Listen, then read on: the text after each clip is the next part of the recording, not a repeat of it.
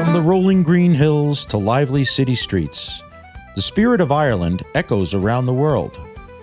And nowhere is that spirit more alive than in the walls of an Irish pub. A place for stories, laughter, and connection. I'm Tim Grant, and this is the Pubs and Pints Podcast, where we speak with people from Ireland and those around the world deeply connected to their Irish roots. Through their experiences, we uncover cherished Irish pubs, local haunts, and the characters that make them special. For episode 3, we have Dan Bowso, also born and raised in Woodside, Queens. Dan tells us more about growing up in Woodside and gives us a little more insight on Donovan's Pub and its attractiveness to the local community and beyond. All right, we got Danny Bowso here. How are you? How are we doing, Dan? Tim Grant, I'm doing good, buddy. Cheers. So good to see you. It's been a long time. We haven't seen each other in a bit. I know. Yeah. We've known each other for so long, and we Many get together. I knew you. I knew Billy O'Sullivan, right. Brian McParlin, like a lot of Woodside guys. Right. That's where we grew up, right? And then later on in life, I meet my wife, who's from Woodside. The former Tara Beadle. Yeah, the former Tara Beadle. Whose sister Diana was in my grade. Oh, she was in your grade? Okay. Well, that's the thing with Woodside, and I think a lot of Irish Catholic neighborhoods for a certain time period, every family seemed to have like 5 or 6 kids, right? Yeah. 5 boys, 1 girl, 1 pretty daughter. You couldn't date the daughter because the brothers would just beat the crap out of you. But everybody knew everybody going up and down the line, you know? Yeah. Who the older brothers were friends with your older brothers and cousins. Yeah. And it was that kind of neighborhood. Woodside was certainly that kind of neighborhood. Yeah. Sure. Certain parts of the city, especially in the time, I think, like when you were a kid, right? There was, I know, like Woodlawn in the Bronx was always known as a big Irish community. It still is. Yeah. But Woodside also, I felt, Woodside and Sunnyside, like those 2 areas in Queens. Woodside had the title of, I think, during when President Kennedy, his administration. Yeah. Woodside was the most Irish neighborhood in the city. It was Woodside, Sunnyside, as you say. That's a small neighborhood right next door, but they blend into each other. It was like 80% Irish households. Yeah. And when I was a kid, then later, I was born in 1968, but in the 70s and 80s, it began to dip, probably still very strong, 50-60% Irish households. Yeah. And not just households, but like I said, big families, 5, 6, 7 people in a family, 4 children, 5 children. Yeah. You know? And did you know the Conlons? I did. I knew the Conlons very well. 9 kids. Right? Yeah. Oh, right. Isn't Mike? Mike's your Mike's age, one of the right? guys I know. I will say the big families. Yeah, there was the Andersons had 9. The Hodells were the biggest. They had 13. The Conlons had 9. There were 7 Downings. It's almost like a Christmas song, you know, and a partridge in a pear tree. It's just big families. Yeah. Good Irish Catholics. Yeah. I guess there was no cable or nobody was paying the TV bill back then. They had nothing else to do. Well, you know, it's funny. I was actually watching a TV show the other night, The Lord of the Rings. Okay. Me and my wife and I were watching The Lord of the Rings, and like that Hobbit area where they have, it's like the Shire, right? And they're all outside singing, dancing, drinking beer. But a very, very simple life. It seemed like they were all farmers and everything. And I'm just watching the beginning of that show, and it looked, I'm saying to myself, this is probably what it was like in Ireland so many years ago, and everybody had fun. Right. And I think they brought that over with them. Not necessarily the greenery and the fields and the meadows in these borough neighborhoods. You know, there was a lot of concrete and girders and elevated train lines. But the same sort of, you know, homespun and family-oriented, families living together, working together, having recreation together, singing, dancing. Yeah. I think the best capture of that, there's a great song that you know, it's on FUV every Sunday, is When New York Was Irish, which is a sad song in a sense because for people of our age and generation, it's a lamentation of what was, but it's still wonderful to remember. Yeah, it's a great song. It's all about building New York City. And what's the chorus? The parties and weddings, the Cayleys and Waits. When New York was Irish. Right, right. Good and bad, and that's what they did. I always remember a funny story in my neighborhood. I always thought this was cute in Woodside. There's a lot of row houses. Some blocks will just be these sort of attached row houses going down. And again, all Irish families. And my one buddy Dennis Downing, who New York City firefighter, retired now. They lived in one of these houses. And the next house was the Kellys. And the next house were the Leahys and the Finns and these different families. Yeah. And so their houses were connected. There was a wall that connected each house going down the row. And if they ever wanted to have a card party, Mr. Downing would knock on the wall. And then Mr. Kelly would knock on Mr. Leahy's wall. And Mr. Leahy would knock on the wall. And it was sort of like a telephone thing. And then they would know, okay, we're going to the Downings. We're going to play cards tonight. And, they just had those simple pleasures, dances and parties and communions and christenings and things of that nature. So let's back up a little bit. Sure. So you were born and raised in Woodside. Correct. Right, Queens. And your parents, your father's from, your father's Italian. I'm a little bit of an oddity in Woodside in that my mother's Irish, first generation. Grandparents, her parents were born in Mayo, my grandmother in Mayo, and my grandfather in Sligo. She married my father, who is an Italian-American, same as her, born in America, but his parents were born in Sicily, and they came over at the same time in the 20s. I think that was a very common duo, the Irish and the Italians. I mean, more than anything else. I mean, I see Irish and German. You see Irish, Norwegian, Polish. Or Italian and German. You see the mix, but for some reason, I don't know, maybe it's just No, I think you're right, and I think it's funny because my mother had one sister, my Aunt Eileen, and she also married an Italian man, my Uncle Nick. And so they had 4 kids, my first cousins, and my mom had me and my sis Eileen. And so there's 6 of us, and we're all the same. We're all half Irish, half Italian. And the 2 sisters hatched a plot, and they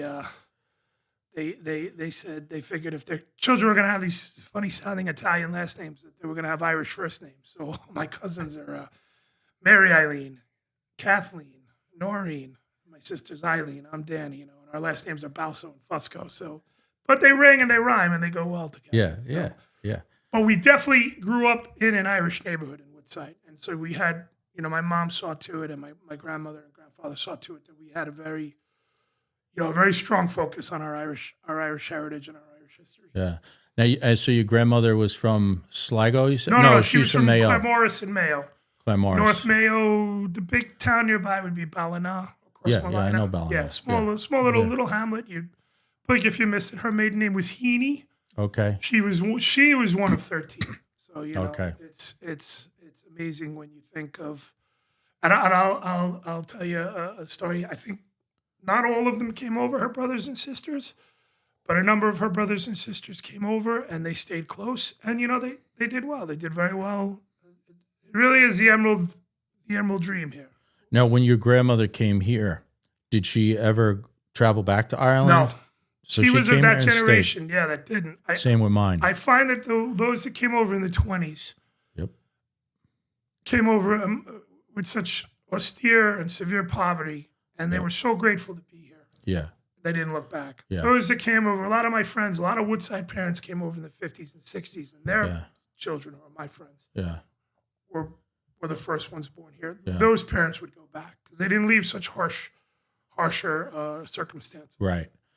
The story I'll tell about the poverty that they had, they were in Mayo, and the polio vaccine, I guess, had just come about. Yeah. And the British government was, handling in the way that they were, and they were giving what they had to give for families. And my Nana's father, my great-grandfather, died before she was born, while she was in the womb. So they really faced terrible poverty because it was just a mother of 13 trying to raise them. So she went to the facility or the clinic or wherever the British medical services were giving out the polio vaccine, and she came with the whole family. And this is a cherished story in our family. They gave her a vial of the polio vaccine, I guess, in liquid form. And she took a safety pin and she burned the safety pin to sterilize it.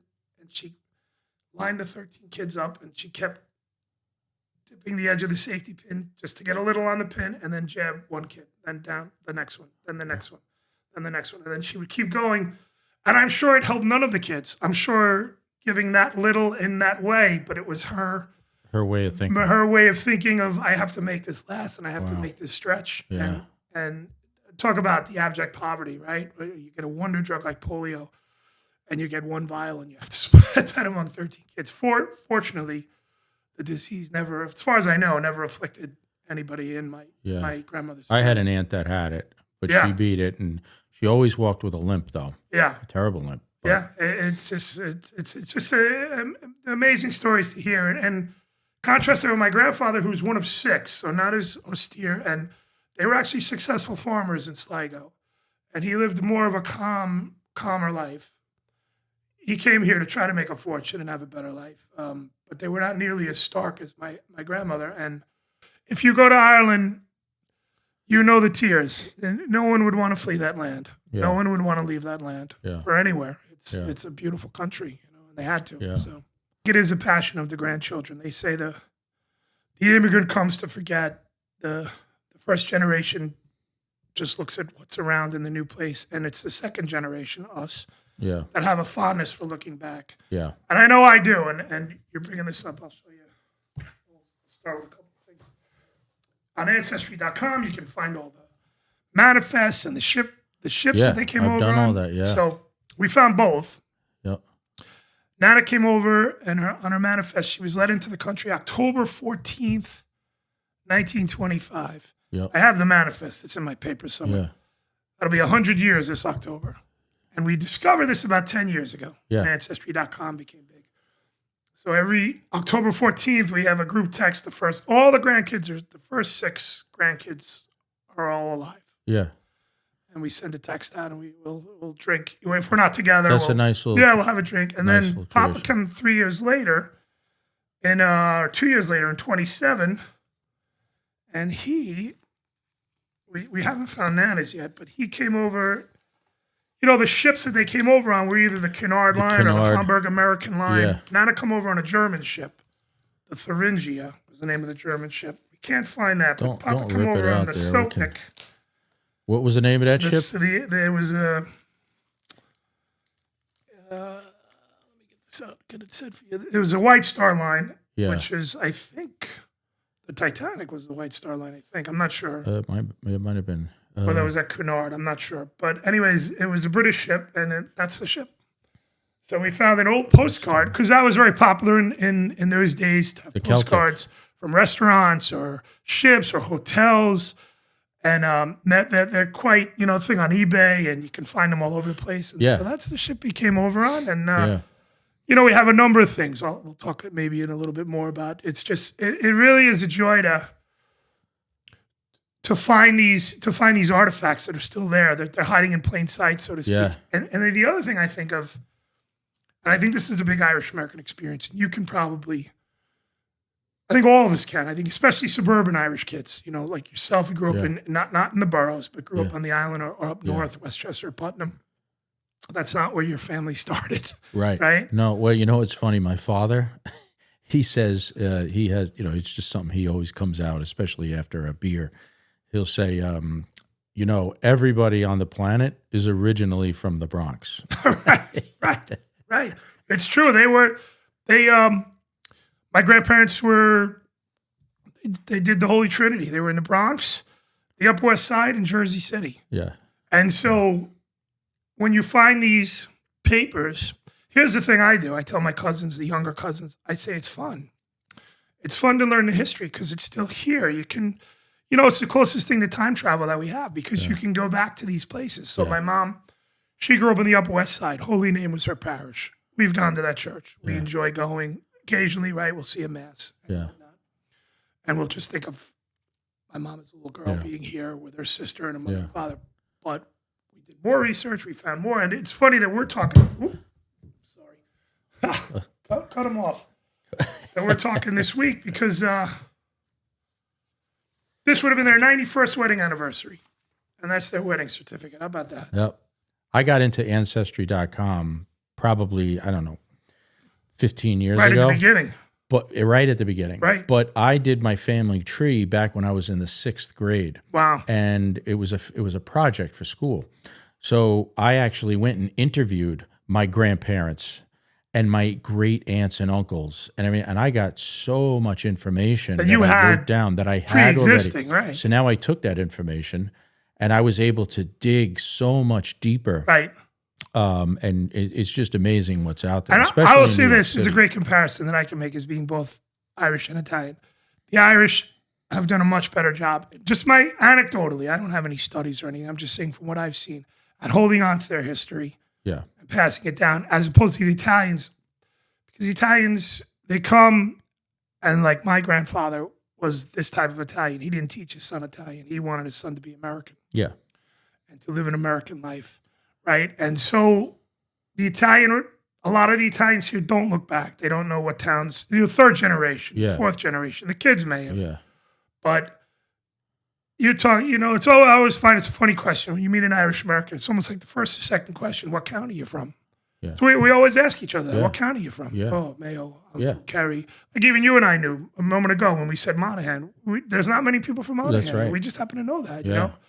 I'll be honest. One of the reasons why, an indirect reason for doing this podcast, is in a way to kind of document verbally Right, this history as well. right. In an individual way. I obviously the Pubs and Pints podcast is about pubs and all that, but I'm interviewing friends of mine with Irish background Right.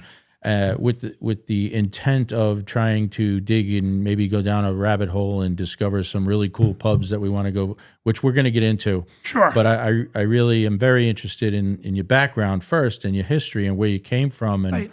what made you, love that. And looking at my family tree for so many years, I have all these certificates as well. Right. My grandfather, I know, actually came over here on the Lusitania. Wow. Isn't that interesting? Thank God he was.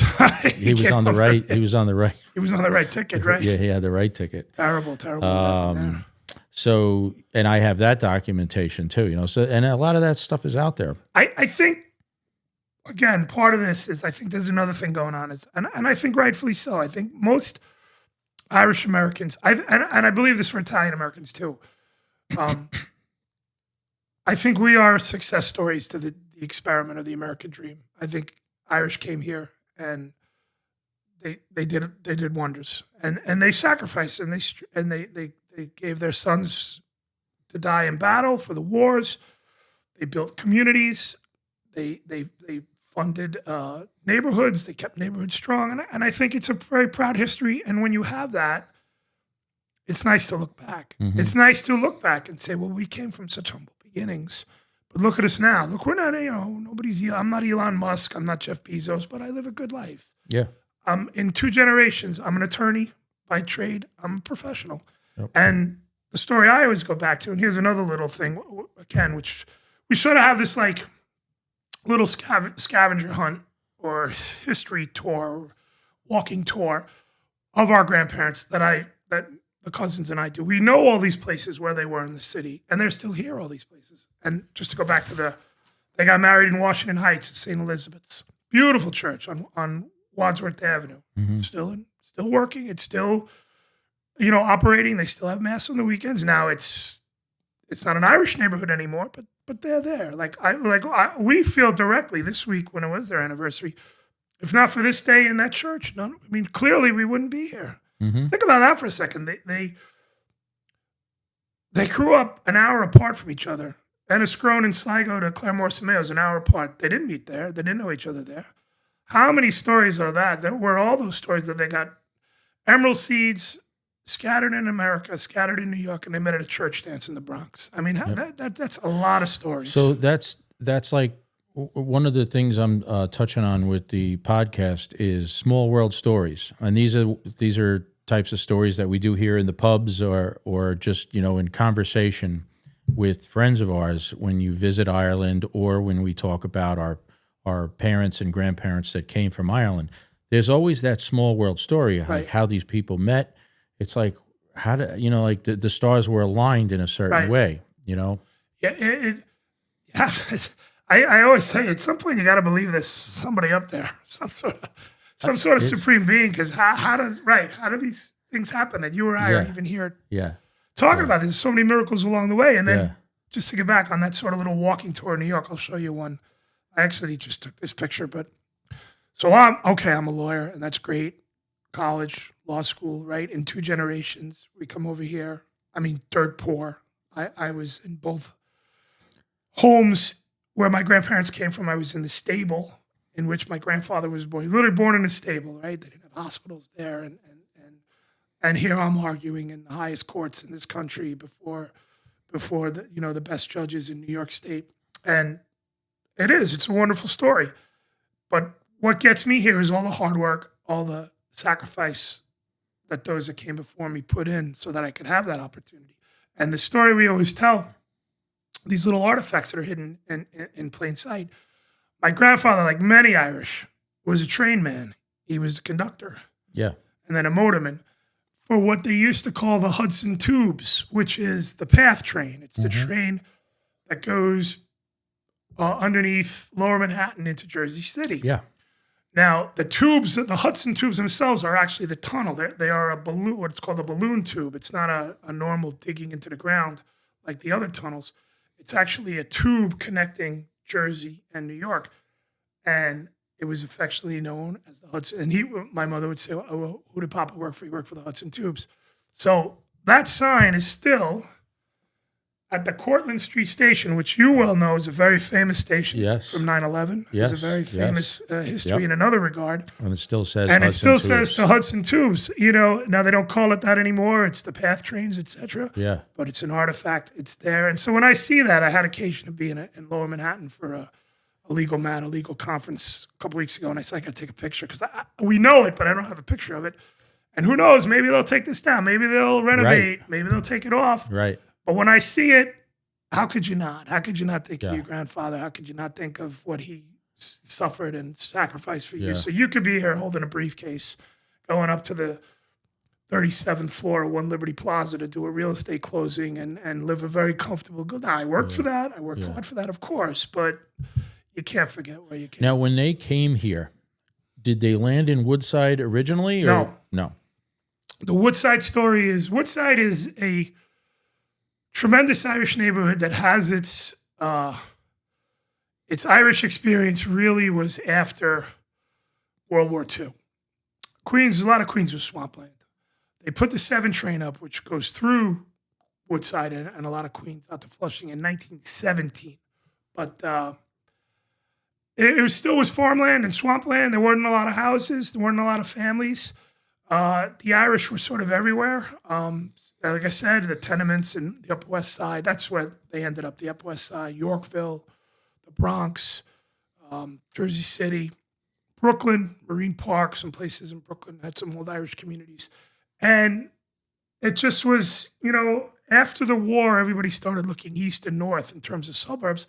And a lot of Queens was still like suburban, had a suburban feel to it. It was yet to be developed. And I always joke, I always tell my mother, I said, we're only here because 200 or 300 Irish families decided to just drop tent here, and then it just became this big Irish neighborhood. And the story in our family goes, one of Nana's brother, John Heaney, who's married to Nora Heaney. My daughter is named Nora. My great-grandmother is Nora. The Irish have like 10 names, There's no Ashleys and Britneys. Right. My Uncle Michael said the good Lord gave us 12 apostles. If that's not enough of a selection to draw for your names, then that should be plenty. And then you recycle them down the line. There's Eileen's, Patricia's, Nora's. Yeah. So it was, the story in my family goes, they were on the West Side. They saved every penny they ever made. My Nana was a domestic. She was a cook and a domestic on Fifth Avenue for a wealthy family, and Papa worked for the trains.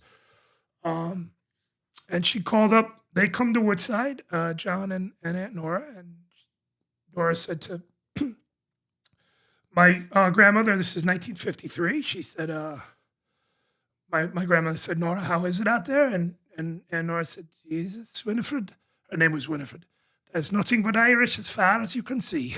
Yeah. So they crossed that bridge. They came over the Queensboro Bridge, and they bought a nice little 2-family house, which would then become wonderful for us because we all lived there. We lived upstairs, Mom, me, and my sister, and my aunt and uncle and cousins lived downstairs. And we held that house for 70 years. 60 years. 2014. Wow. So and 60 years, yeah. So many memories. You couldn't even write a book. It would be hard to write a book about all the memories. And I'm one story times tens of thousands of people, you know? So so let's talk about the social scene. Obviously, Woodside, very Irish neighborhood, as you said, and it just kept building and building and building throughout the years. I think that the pubs always were a place of. They weren't just a place to go get a pint. It was a social scene. It was you go to an Irish pub, you got news from home. Right. It was a way to keep in touch with the entire community. And so that's definitely true. And not only that, social, but also business. Woodside of my youth was a very blue collar civil servant, union town. There were some of my buddies' parents were white collar in management, different things, a lawyer here, a lawyer there, doctor here, doctor there. But for the most part, the neighborhood was tradesmen, the locals, carpenters, electricians, engineers. Some of the union delegates and presidents lived in Woodside, so they would obviously look out for the local guys. And then you had cops and firemen, and you had small shopkeepers. So it was a real nice blend. But the thing about Woodside, to me, the social scene, we were a little unique, I think. The Irish kept coming. The Irish kept coming until the 90s, right, with what they call the Celtic Tiger. Yeah. Right? When things got really good, they stopped coming. Yeah. Our neighborhood always had an influx every decade. And so what built up in Woodside, and I always thought this was very nice, very cordial. There were two sets of social scenes. There was an Irish-American scene for parents like my mother and that generation, first and second generation, Irish-American. Yeah. And then there was an Irish scene. There were many Irish pubs where, yes, you could get the newspapers. Yes, the All-Ireland final would be on the third weekend in September. Yes, the jukebox was, strictly Irish, maybe no American, or Elvis, because I love Elvis, right? Yeah. And the beauty of it is you were welcome in both. In other words, if you were a new Irish immigrant in the 80s, you could go to Donovan's, which would be an Irish-American bar. If you were a second-generation Irish-American kid in his 20s like me, you could go to the Starting Gate or Sean O'G's, which was more, everybody there were Irish immigrants. These were the guys that were coming over now and working now. There's a handful of neighborhoods that were like that. I think Woodlawn is like that. I think Woodlawn was like that. I think Woodside was like that. I think that's about it, I think, So, yes, it definitely had that. It had that draw. And funny story I always tell is Donovan's, which is a pub that's near and dear to my heart. It just got named Best Pub in Queens. And it's been around for over 60 years. Will it be? It'll be 60 years next year. And when Donovan's was set up, across the street was a movie theater, an RKO, huge, beautiful old movie palace from like the bygone era. And our parish had a steeple church. And as I said, it had a small steeple church because there was no population till the war was over. And then the Korean War. And all these families in the 50s and 60s, all they were doing was having children. And St. Sebastian's was our parish. And we had this pastor, an Irishman from Ireland, Irish priest, Father Curran, Edward Curran. And he bought the movie theater. And he made the movie theater, he renovated it, and it's one of the most beautiful churches in the city. It's a number 2, what I've been told, it's a number 2 attended church after St. Patrick's Cathedral. Probably seats, you've been there, I'm sure you played there. I got married there. You got married there, that's right, I keep forgetting you married. It's like at least 1,100 people, I think, can fit in that church. It's enormous. It's an old movie theater. They questioned him and said, Donovan's is right across the street. And his response was, what do I care? Yeah. So the story of Donovan's just one of the greatest pubs, I think. And I've been to a number of pubs in my adult life. I've been to many great ones, but obviously I have a connection that runs deep with Donovan's. I worked there. I was a busboy and a bar boy. My communion was there. My 8th grade graduation, my high school graduation, my wedding rehearsal dinner was there. My bridal, my baby, my wife's baby shower for our daughter was there. And I mean, countless birthdays, countless anniversaries, countless. You know, the old joke in Woodside, St. Sebastian guys is like, we should have a class reunion. And they would say, well, there is one. Well, when is it? Every Saturday night at Donovan's, you know? Yeah. But it's also not the type of place where you're made to feel like you're not a part of things. In fact, the charm of the place right now is people come from all over. Yeah. Because it has this cachet and it has been rated very highly. So you get people, the hipsters, so to speak, right, from Bushwick. They love coming there. People from Manhattan love coming there. Long Islanders on a Met game, on the day of a Met game, they come there. So it has that sort of citywide vibe and also local, you know, small town. There's never any friction. Yeah. And to me, the real story, I mean, my friends, Dan Connor and Jim Jacobson own it now, and they're doing an amazing job. Jimmy was a busboy with me almost 40 years ago. I'm dating myself. And then he was a bartender. But my love and affection will always be Jack Donovan, who owned and managed. Jack was Gold Shield, New York City detective, homicide in like the wild 70s and 80s. Yeah. The stories he could tell. And I mean, central casting. You want to talk Irish American, good looking guy. Yeah. You know, just in great shape, handsome, very congenial and professional and friendly, a perfect restaurateur, like a raconteur, you know, just a guy that stood tall at the maitre d' stand. And when you walked in, you're like, wow, this guy looks like he's like a Hollywood star almost. We lost him, unfortunately, to cancer a few years back. I think about him quite a bit. He was a great guy. He was a great guy, and he made that place a great place. Can you recall any stories about him? Anything? So when I got to know Jack in the late 80s, he was kind of in a good phase in his life. I had heard stories. I wouldn't have known at the time. I was a young boy, but he was in the Army, and then he was a cop, and he was a bit of a wild guy, I think, in his youth, but he had calmed down. But he would tell us a lot of legal stories, sort of law and order stories. He took a keen interest of the busboys. There was me and another guy, a good friend, Pat Garrity, another great guy, Irish American, big family, 7 kids. They lived around the corner from me. Pat's also just an amazing, wonderful lawyer. He works at Wilson Elser in the city. He's a partner at that firm. And we were both edging towards law school at the time when we were busboys there. And he would grab us and sit down, and he'd tell us some war stories. He would tell us how, you know, Bruce Cutler cross-examined him, didn't lay a glove on him on a homicide case. These are great defense attorneys of that era. Bruce Cutler represented John Gotti, among others, Jerry Shargell. And so he always had those fun stories, and he would tell us about some fun arrests and stuff. But I think he was very proud of us. He was very proud of all of us, the guys that were there working there at the time. Every guy was an Irish American kid. Jim Sheeran, Eugene Johnny, Billy O'Sullivan, Pat Garrity, Matt Garrity, Jimmy Boyle. I mean, every one of these guys have gone on to have wonderful lives with and raise wonderful families, and they're killing it. You know, they're really doing well. Yeah, a lot of cops came out of that area. Cops, firemen, and not also say this, and you know this yourself. And there's no knock. You're a cop for 20 years or a fireman for 20 years. That's an amazing job. You've done an amazing job. It's you know, there's no diminishing it in any way. And it's so respected in our neighborhood. It was, unfortunately, you don't see that. You know, you see criticisms elsewhere, but in our neighborhood, you know, I was going to law school, and my buddy Jim Sheeran became a lieutenant, and believe me, that the red carpet would be rolled out for him, not me. But the point being, all these guys, I know a ton of guys like yourself, guys that they didn't just stay rank and file, they became brass, they became battalion chiefs, they became captains, they became lieutenants.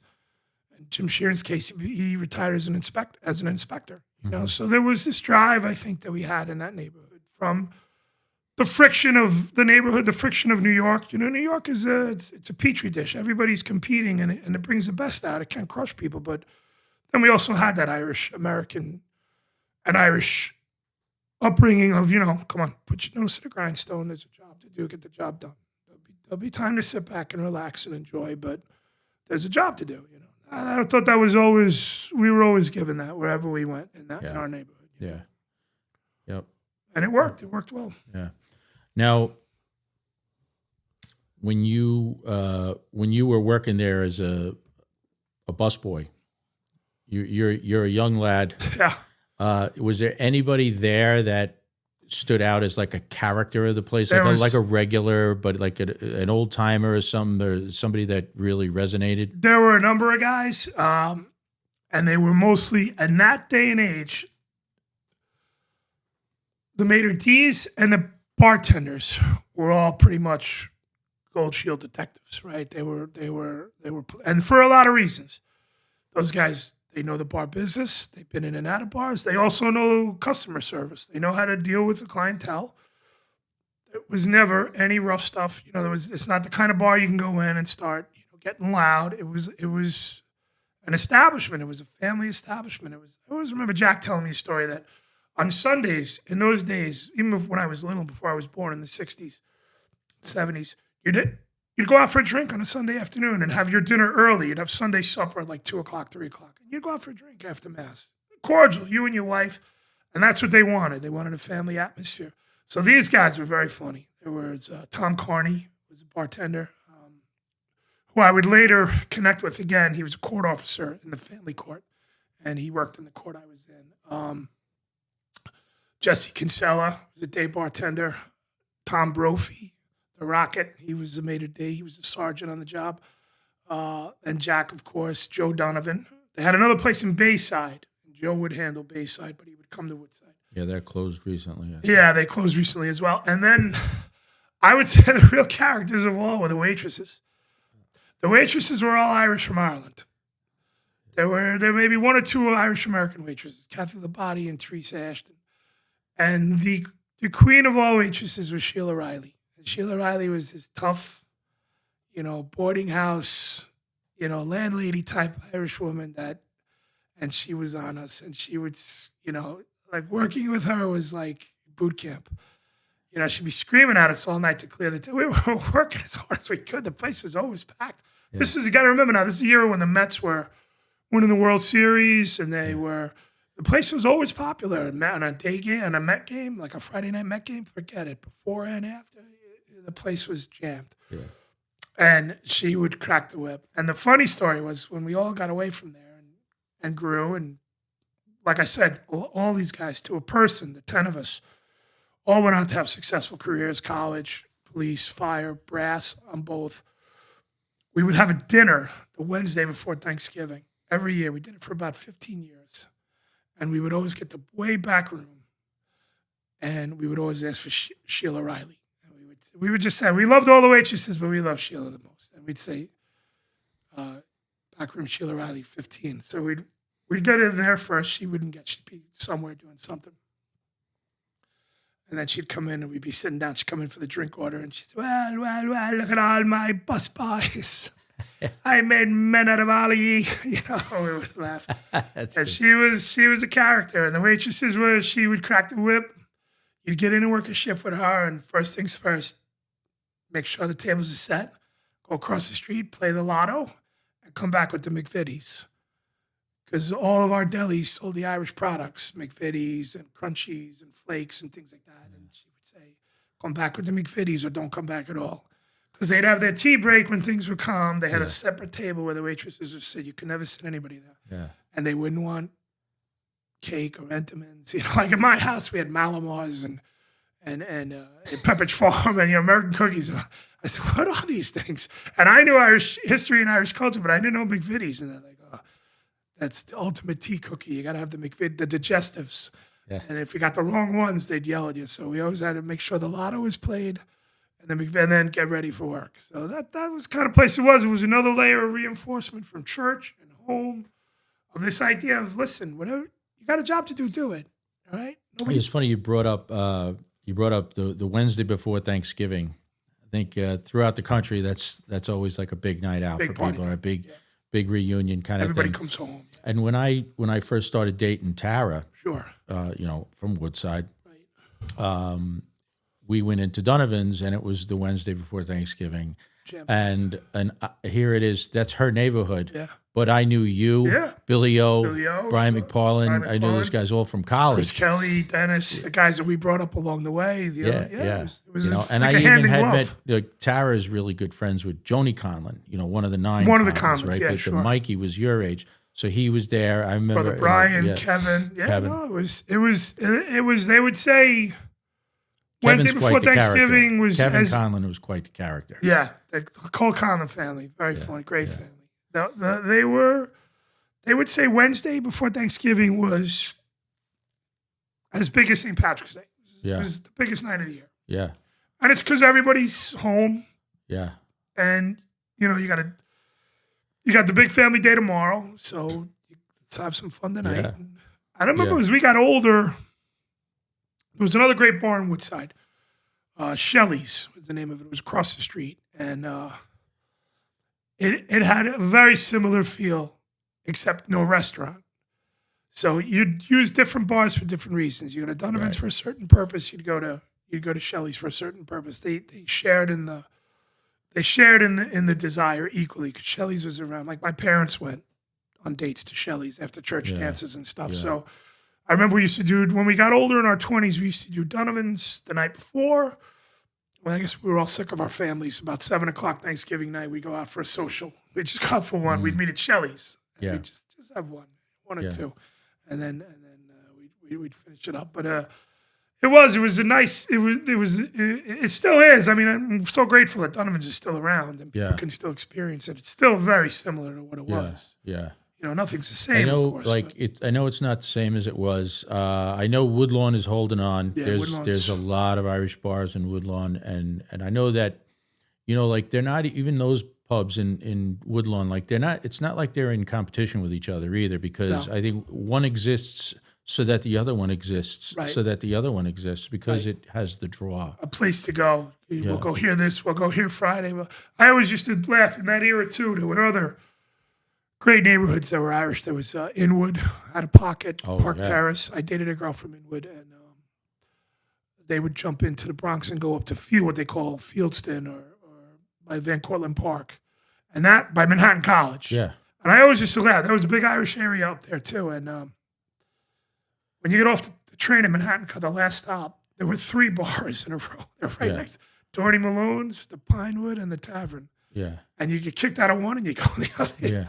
And I always used to laugh when I go up there, and I'm like, how does this even work?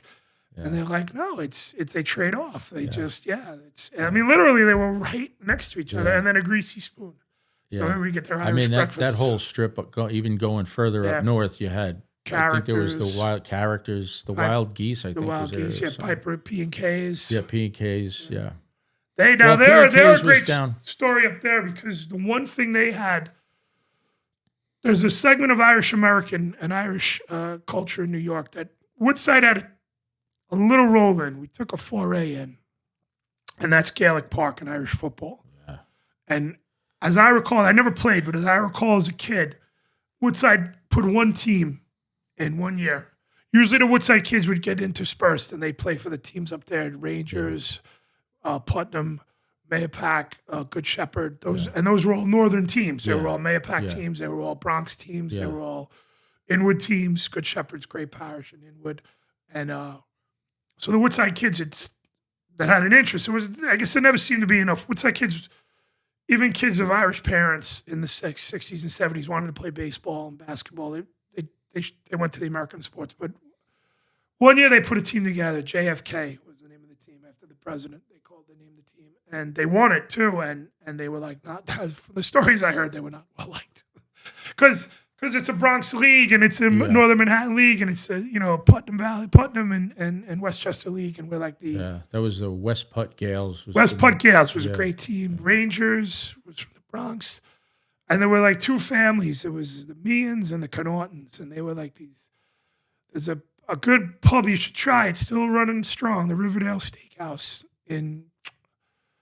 I'll get the street for you, but the guy Connaughton owned that place, and he was the executive on Rangers or something, one of the teams, or Gaelic Park itself. Yeah, and that's a whole nother world. But I would always, they tore down the Gaelic Park, the bar, the casino they used to call it. Yeah, that whole building is gone, and it's still boarded up. I think I heard that GAA was going to make a. I saw like plans for it. Was supposed to be something big, but that was like a couple of years ago. That was like during COVID. Well, we used to go. COVID screwed the whole thing. And you'll know this is another connection you and I have. So this is a Woodside guy who became the head of the Emerald Society for the FD, Billy Nolan. And Billy was I know Billy. Billy was like my Pop Warner football coach. He's a knockabout guy from Woodside. Yeah. And he was a fantastic Irish football player. Yeah. Him and Eddie Bowles. And Eddie Bowles. Eddie Bowles, another Woodside guy. Yeah. Deirdre, his sisters, was in my crowd of friends. Yeah. And like I said, every 2 years there's a kid, so you gotta fit in somewhere. But there'd be dances up there, and again, there wasn't a Woodside presence, but I was dating a girl from Inwood at the time, and her girlfriend's brothers played for Rangers, or they played for Good Shepherd, and they were nice guys, really nice guys. And I would go to the dances, and I'd show up at the casino. I remember them calling it the casino. And I'd see all the Woodside dads there. All the mothers and fathers from the Irish mothers and fathers that were, come over from Ireland in the 50s and 60s. Their kids wouldn't be there. They'd look at me like, what are you doing here? Yeah. And our sons and daughters aren't here. And I'm like, well, I'm dating this girl and we know the team. And they're like, so they were there, but it's, and I know with Billy, because Billy used to have the fundraisers and the exhibition games. And in the 90s, we used to go quite a bit. It was always, look, there's another thing about being Irish, is an Irish New Yorker. There's a party. Like you're going to do something, then it's a party, right? Yeah. We're going to enjoy ourselves. I remember in the late 80s, there was so many immigrants and they were getting taken advantage of. And there was this group, and I was very high-minded, and there was this group, the Irish Immigration Reform Movement, to get them visas. And I joined it in college, and we just went. And again, typical Irish fashion, how are we going to fundraise? We're going to have dances. We're going to have 5Ks that end up at the bar. And I was in good shape back then. I did a 5K at Van Cortlandt. I'll never forget this as long as I live. I did a 5K through Van Cortlandt Park. The after party was at Characters, was right up the hill. Yeah, I know. Right? You know exactly where it was. Yeah. Great dance bar. And who sponsored it but Guinness? And Guinness was trying to market, I'm really dating myself, in the early 90s, Guinness Gold. It was a lager, not the stout. They were trying to market it here for American taste to see if we'd take a flyer on it. Yeah. I hit the finish line. Only in an Irish 5K. You hit the finish line, and there's buckets of beer. Buckets of Guinness Gold. Help yourself. I said, okay. Okay. Yeah, it was a good time, but those were fun times. They were fun times. Well, like the song says, the parties and weddings, the Kayleys and weddings, right? Yeah. That's what we were doing. Characters, I saw the Wolf Tones play there. Wow. At least once. Yeah. Maybe if not twice. We had a place in Woodside above the 7 train. There was a great bar in Woodside. It was Irish-American bar, Finnegan's. Amazing. It closed right when we were coming of age. You might have been there. You might have Finnegan's, is that the place that used to have the Irish dancing upstairs? Yes. Yeah. So the place upstairs was the Tower View, and the Wolf Tones would play there. I saw the Wolf Tones there as well. Yeah. I was with Kerry Ladies Dance was there. And again, nothing. It was not. You walk in, you're going up the stairs, you think you're going to like a murder or a hit. I mean, but you get there and it's just a banquet room, and it's not the place, it's the people. We used to have so much fun at those things. Yeah. Yeah, it's closed now. It's all gone. Is that didn't burn down, did it? No, it's still there. But you'll lament. Below it was Finnegan's, which was this amazing Irish American bar, and the fact that it was huge. It was a big bar. It had a circular bar. Enormous, and a dance floor, and they did some fun things for that generation of my cousin's age, a little older than me, Irish kids that were in their 20s in the 70s, early 80s. Sidetracks, that was another one. Sidetracks is another one. But Finnegan's you can see in the movies. There's a great movie with Vince Vaughn and Anne Hesh, Return to Paradise. And there's a couple of scenes in Finnegan's right before it closed down. So if you watch that, if you can catch that. But that was a great one. It's now a dollar store. So this is why when we drive through, our heart breaks a little bit. You remember what it was, Yeah. Actually, going back to Donovan's, I remember watching Blue Bloods, and there was a couple of scenes in there. Blue Bloods and the Rescue Me with Dennis Leary. Oh, that was in there too. I didn't watch it. But yeah, and listen, Donovan's it's a destination. People still go to it. And I always used to think I got to be Sunday Maitre D there in addition to busboy, because the detectives, the cops that were Maitre D's wanted the day off. They didn't want to come in. But what a busy day. Because as soon as the masses are out, it's, Tell me the craziest story you ever either witnessed or heard about. At Donovan's. Yeah. So, I think thankfully it was a lot of repetition of fun and good times. But I would say I'll give you two. One seems to jump off the page, as I said, with the police that were at the bar. Not only the bartenders and the maitre d's, but there'd always be about 3 or 4 good-looking guys in suits with mustaches, department issue mustache. They look like Popeye Doyle and, the 7-Ups of French Connection. At the bar having a beer, nice suits, 3-piece suits in those days even, a pinky ring, a nice mustache. And one time a guy come in, and he was bald. He was a biker. Or at least he had a biker's vest on, and he was bald. He was a big guy. And he was arguing with the waitress, and he came up and he tried to storm out. Jack wasn't there that night.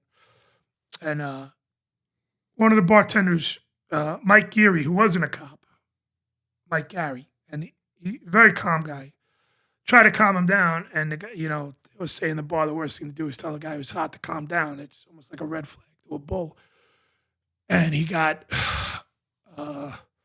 increasingly agitated. Now the maitre d' was in the back. A couple of guys were looking at him. Then I come over, and I was a big kid, but I just was not going to fight him or anything. I was just going to try to calm him down too. Because Mike Gary was an older guy. But before I could get there, he had enough of this guy, and he snapped, and he pulled out a knife, like a switchblade, and he said, words to the effect, "Who wants to fuck with me now?" And I had never heard a gun cock before. I heard 6 guns cock. The color drained out of the 3 guys at the bar, the maitre d', one of the other bartender, and another guy. And all I heard was click, click, click, click. And this guy was like, dropped it, put his hands up, and that was it. And wow. And he just Gary told him, I literally walked the guy at the side door, and they didn't let him keep the knife. They took the knife, and I'm like, bro, don't ever come back here. The very first time I went to Ireland was 1995. And I went with a couple of guys from the bagpipe band, and we were at the airport. And I don't know if you saw it. I had sent you a link. Yes. We're at the airport, and there's a guy, this guy John Vaughan, who's a fireman that we know, and he's there with his whole family. They're going back home. He's from Ireland, this guy, and he's going back home with the whole family for a couple of weeks. So we have a great time in the pub at the. This is pre 9/11, so the pub scene was a little bit more wild. We were playing bagpipes in the bar, and right at Kennedy Airport. Right. So we had a great time at the bar, hanging out with the whole family and everything. And then you take off and you go to Ireland, and then you don't see each other anymore. Right. We go off. We're driving around for a couple of days, and we're going. Remember, we were on our way to the Cliffs of Moher. Sure. And we're on this 1-lane road. There's just enough room for one car. It's not built up. And you see a house every, 5 minutes. There's not many, it's a farm here and a farm there and a farm there. So we're driving down the road, and there's John Vaughan walking down his driveway. And I'm like, he's going to get his mail. And I said, how could this possibly, the timing of this, first of all, you have the entire country that we could be driving in. We just happen to be driving on his road. Right. We didn't know where he lived. Right. So there he is going to get his mail. And my other thought is, what are the odds that we're even driving by his house at the time he's going to get his mail? It was just... All right, Dan, it was great talking to you, pal. My man. Yeah. Always good to see you, bro. We'll get together soon. Yes, sir.